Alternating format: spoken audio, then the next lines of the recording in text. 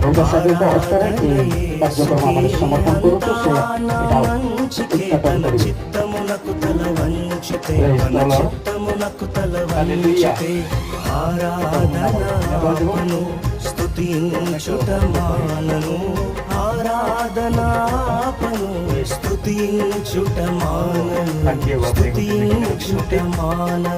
এটা ଧନ୍ୟବାଦ ଏବଂ ସମସ୍ତେ ତାଙ୍କୁ ସହଯୋଗ କରିବା ଉଚିତ ଯେ ଆମେ ରିବିନ୍ କାଟିବା ପୂର୍ବରୁ ଗୋଟେ ବାକ୍ୟ ପଢି ରିବିନ୍ କାଟିବା।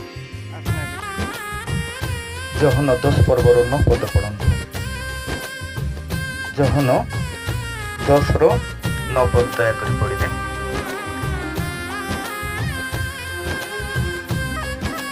କୁଟା କୁଟା